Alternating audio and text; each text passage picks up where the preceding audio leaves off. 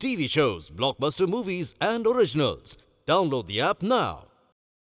महाराज, युवराजने साहेब आत्मीयत असून बहिर्जी नाईक त्यांना भेटल्यात, परंतु अजून युवराजनी आणि शंभूराजांची भेट झाली नाही. दिलेर खान सावध झालाय, त्याच्यामुळे बहिर्जी सध्या हत्यारबंद मावळ्यांची तजवीज करायला मागे आल्यात. मग आता सुनबाईंचं का कोण?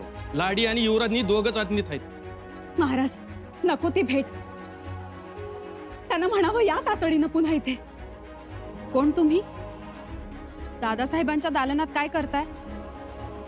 काय विचारतोय आम्ही? दादासाहेबांनी बोलावलंय का तुम्हाला? रुक जाओ.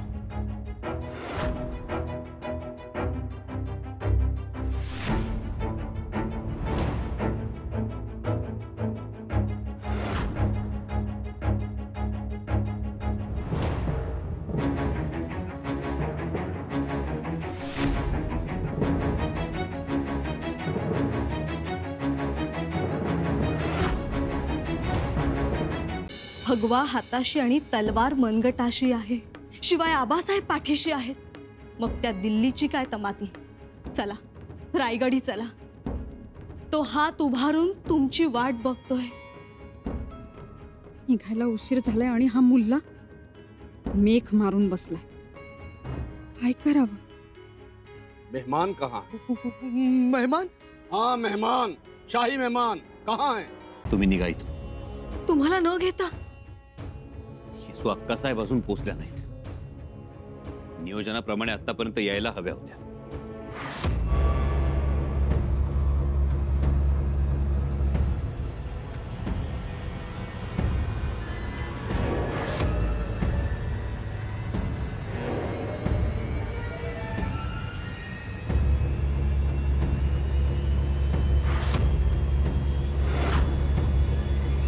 दिलेर खानानं करीम मियाला तलवारीच्या धाकानं बोलता केला असणार. जर तसं असतं तर एव्हाना दिलेर खानाची फौज दारात येऊन पोहोचली असती. पण फौज येत नसेल हे कशावरून? तलाशी लेनी है, बाजू हटाओ. कितनी बार लोगे तलाशी? आखिरी बार औरत, हटाओ.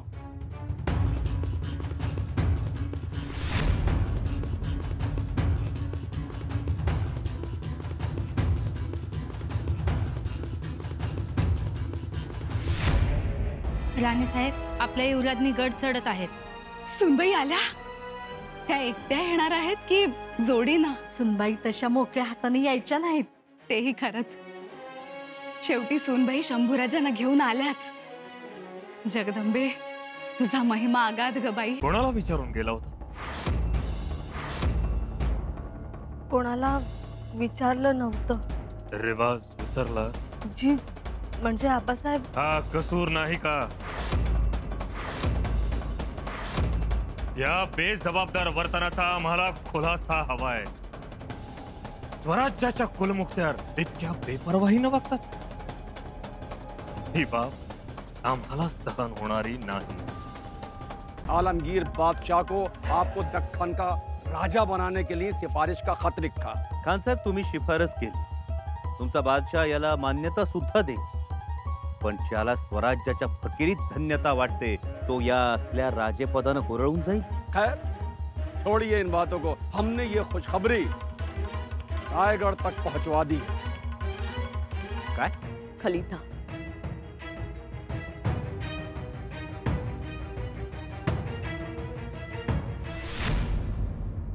शंभूराज, तुम्हाला राजा होण्याची इतकी घाई लागली असेल असं आम्हाला माहिती नव्हतं. तुमची वर्तणूक ही शोभनीय नक्कीच नाही. मग आम्ही देखील तुम्हाला स्वराज्यातून बेदखल का करू नये? हे असं पत्र लिहावं आबासाहेबांनी आम्हाला? असा मजकूर लिहावा? आजवर आम्ही स्वराज्य स्वराज्य करत बसलो. आबासाहेब जपत राहिलो. आमच्या मनातला होश आणि मनगटातला जोश आम्ही स्वराज्यासाठी दिला. पण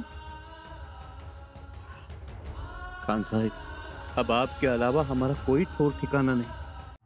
हुजूर, एक बात मेरी समझ में नहीं आ रही है. ये बात तुम्हारी समझ में नहीं आएगी मुल्ला अहमद. इसमें हमारी एक चाल है, वो भी शतरंज की टेढ़ी चाल. हाँ हाँ, मैं मानता हूँ, लेकिन इस काफर संभा को इतना तवज्जो देने की क्या जरूरत थी? इतना ही नहीं, आपने बादशाह सलामत को उसकी सिफारिश तक कर दी. तो क्या हुआ? हुजूर, आपने उसकी यहाँ सिफारिश की और वहाँ बादशाह सलामत ने उसे दक्कन का राजा जाहिर किया तो बड़ी मुश्किल हो जाएगी। क्या होगा मुल्ला अहमद? हुजूर, आपने देखा नहीं, हमने उसे नजरकैद में रखा, कड़े पहरे दिए, निगरानी तक रखी, लेकिन वो काफर संभा अपनी मनमानी करता रहा। पर ऐसी हालात में बादशाह सलामत ने उसे दक्कन का राजा का खिताब दे दिया तो वो हमारे सर पर बैठेगा, हमें अपनी उंगलियों पर नचाएगा।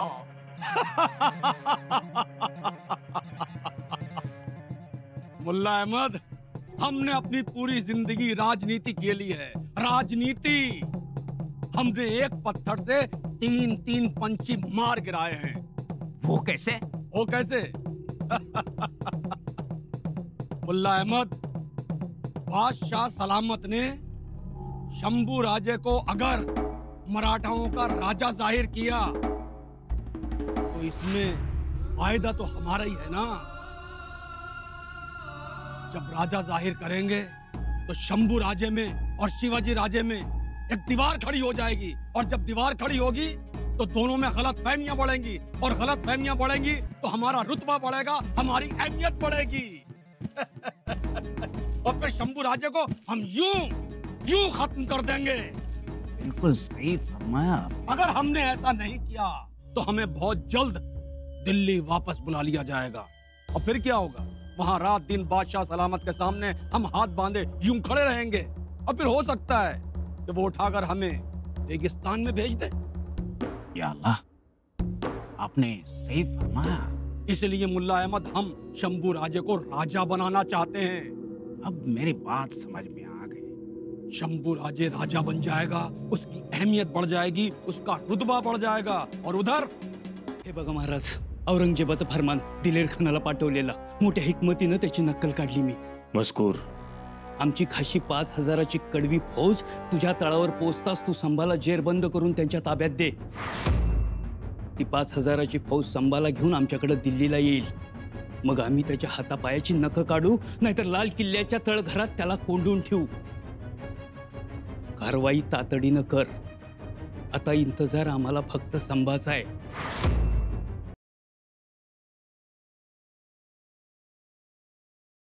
टिल्लू काय बरोबर माणूस नाही सर।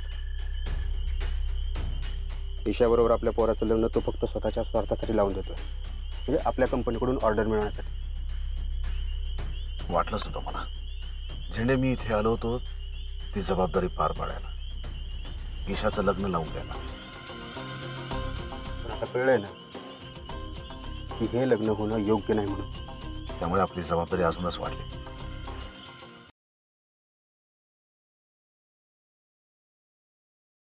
यारी, मला सांग ना तो प्लॅन काय आहे, म्हणजे मला कळेल।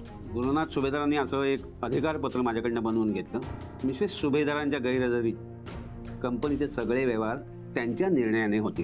हे यांना धडा शिकवणं, शह देणं वगैरे हे सगळं ठीक आहे रे, यांना देवाने सद्बुद्धी दिली ना तर जास्त बरं होईल। पण माझ्या मनातलं सगळंच ऐकतोय की देव, अजून 6 महिने तरी राधिकाला शुद्धीवर आणू नको, म्हणजे मला जे करायचं।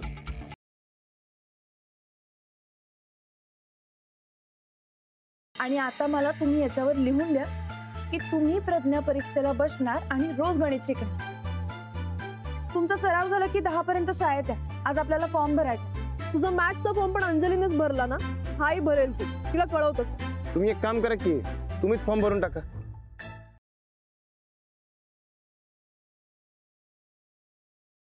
पप्पांना असं वाटतं की तुला पुढे जाऊन काही प्रॉब्लेम नको व्हायला। अहो, तुम्ही एक काम करा, जरा फोन स्पीकरवर टाका की। हां हो मामा, मला कसला आलाय प्रॉब्लेम। आता जयश्रीना स्थळ पसंत आहे, त्यांना लग्न करायचं म्हणल्यावर मला त्यात आनंदच आहे। अगं पण ती हर्षवर्धन बद्दल बोलतीये तिथले, हा हे माहितीये का तुला? अगं मी काय बोलतोय? ऐकलं मी सगळं, तुम्ही लागा तयारीला।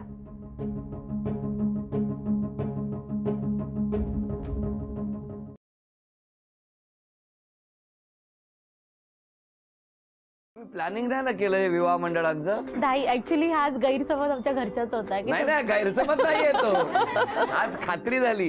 आणि जेवण वगैरे काय आहे? हो आहे, जेवण वगैरे सगळं कॉम्प्युटर मिळतं। 5 पदार्थ सांगाव त्यांच्या मेन दाल राईस, दाल खिचडी. नाश्त्यामध्ये म्हणजे आदल्या दिवशी दाल राहिली की दुसऱ्या दिवशी दाल खिचडी. अरे काय जबरा आयटम आहेत तुमचे.